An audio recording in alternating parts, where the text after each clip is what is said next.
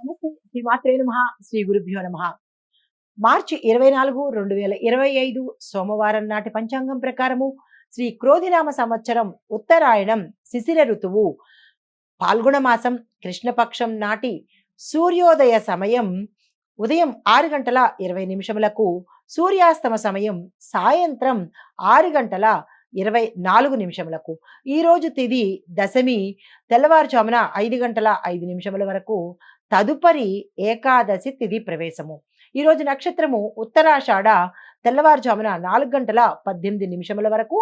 తదుపరి శ్రవణ నక్షత్ర ప్రవేశము. ఈరోజు వర్జము మధ్యాహ్నం 12 గంటల 21 నిమిషముల నుంచి మధ్యాహ్నం 1 గంట 58 నిమిషముల వరకు.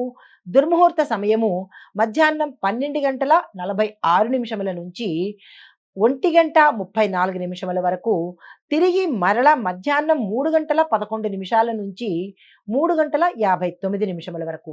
రాహుకాల సమయం ఉదయం 7 గంటల 51 నిమిషం నుంచి ఉదయం 9 గంటల 21 నిమిషం వరకు. యమగండ కాలము ఉదయము 10 గంటల 52 నిమిషముల నుంచి మధ్యాహ్నము 12 గంటల 22 నిమిషముల వరకు.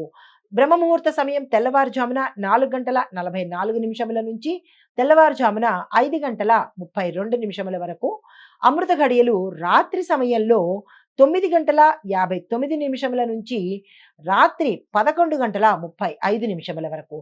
అయితే అభిజిత్ ముహూర్తము ఉదయం 11 గంటల 58 నిమిషముల నుంచి మధ్యాహ్నం 12 గంటల 46 నిమిషముల వరకు. ఇది నేటి పంచాంగం.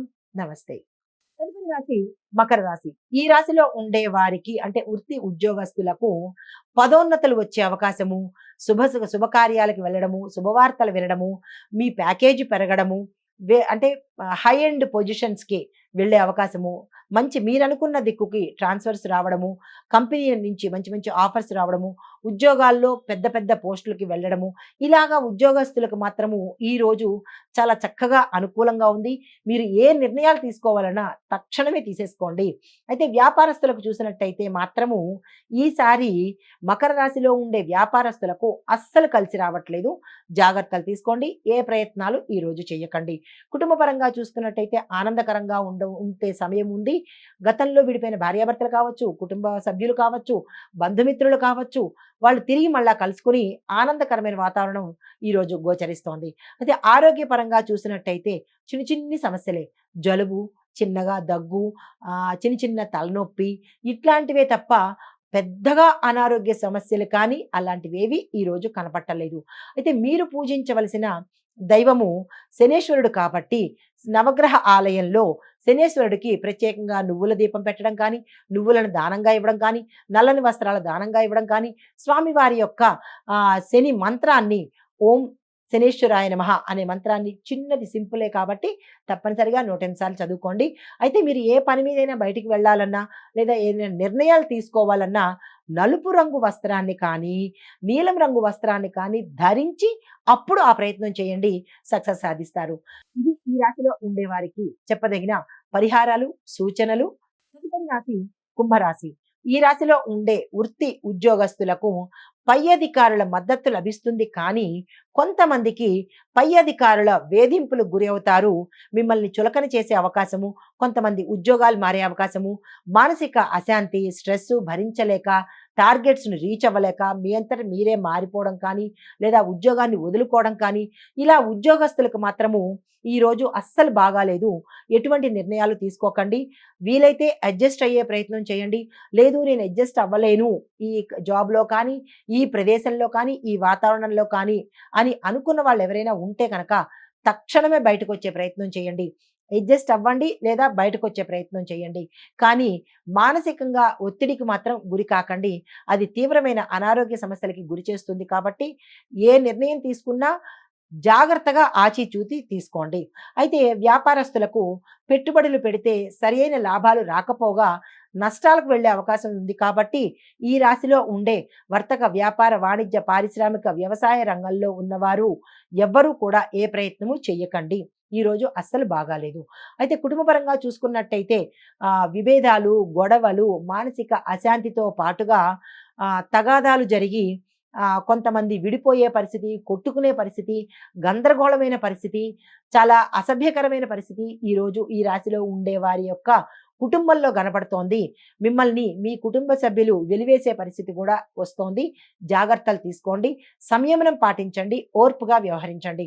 అయితే ఆరోగ్య పరిస్థితి చూసినట్టయితే కనుక చర్మ వ్యాధులు రావడం కానీ, లేదా అంటే నరాలకు సంబంధించి, నడుముకు సంబంధించి, ఎముకలకు సంబంధించి ఇలాంటి పెద్ద పెద్ద సమస్యలు గోచరిస్తున్నాయి. జాగ్రత్తలు తీసుకోండి. ఆకస్మిక ప్రమాదాలు, ఆకస్మిక ప్రయాణాలు, గందరగోళము, అంటే అస్తవ్యస్తంగా గోచరిస్తోంది. ఈరోజు ఏ పని పెట్టుకోకండి. మీకు చెప్పదగిన దైవారాధన హనుమంతుడిని పూజించండి. హనుమంతుడికి సంబంధించినటువంటి స్తోత్ర పారాయణ చేయండి. ఆలయ దర్శనం చేయడంతో పాటు నీలిరంగు వస్త్రాన్ని ధరించి హనుమంతుడి ఆలయానికి వెళ్ళే ప్రయత్నం తప్పనిసరిగా చేసుకోండి. ఇది ఈ రాశిలో ఉండేవారు చెప్పదగిన పరిహారాలు, సూచనలు. నమస్తే. తదుపరి రాశి మీనరాశి. ఈ రాశిలో ఉండే వృత్తి ఉద్యోగస్తులకు స్థానచలనాలు, అది కుటుంబంలో కావచ్చు, లేదా మీరు చేసే ఉద్యోగంలో కావచ్చు, లేదంటే మీరు చేసే ప్రాంతంలో కూడా స్థానచలనాలు అనేవి చాలా బలంగా కనబడుతున్నాయి. కొంతమందికి క్యాడర్స్ అంటే మీ యొక్క పొజిషన్స్ కూడా మారే అవకాశం కనబడుతోంది. వ్యాపారస్తులకు కొత్త పెట్టుబడులు పెట్టడానికి కానీ, లేదా ఏదైనా టైఅప్స్ పెట్టుకోవడానికి కానీ, లేదంటే ఒప్పందాల మీద, అగ్రిమెంట్ల మీద సంతకాలు చేసుకోవడానికి కానీ ఈరోజు చాలా చక్కగా ఉంది. ఆ ప్రయత్నం చేసుకోండి. కుటుంబపరంగా చూసినట్టయితే కుటుంబాల్లో అస్తవ్యస్త ధోరణి కనబడుతోంది. మాట పట్టింపుల వల్ల విడిపోయే పరిస్థితి, భార్యాభర్తల మధ్య అన్యోన్యత లోపించడము, బంధుమిత్రుల రాకపోకల్లో తేడాలు రావడము, బంధువులు మిమ్మల్ని చీత్కారం చేసే పరిస్థితి, మిత్రులు కూడా మీ నుంచి దూరం అయ్యే పరిస్థితి, శత్రువులు పెరిగే పరిస్థితి గోచరిస్తోంది. జాగ్రత్తలు తీసుకోండి. సంయమనం పాటించండి. మాటను జాగ్రత్తగా వాడే ప్రయత్నం చేయండి. అయితే ఆరోగ్యపరంగా చూసినట్టయితే ఆరోగ్య సమస్యలు చాలా తీవ్రంగా కనపడుతున్నాయి. జాగ్రత్తలు తీసుకోండి. మీకు చెప్పదగిన పరిహారము దత్తాత్రేయ స్వామి వారి ఆలయ దర్శనం చేసుకోండి. అక్కడ ఏదైనా మీకు తోచిన వస్తువుని కానీ, ఆహారాన్ని కానీ, ధనాన్ని కానీ పేదలకు దానంగా ఇచ్చే ప్రయత్నం చేయండి. గురుబలం పెరిగే అవకాశం కనబడుతోంది. అయితే మీరు ఏ పని చేయాలన్నా పసుపు రంగు వస్త్రాన్ని ధరించి చేసినట్టయితే కొంత సానుకూలత కలిగే అవకాశం కనబడుతోంది. నిరాశ చెందకండి. ఈ పరిహారాలు తప్పనిసరిగా పాటించుకోండి. నమస్తే.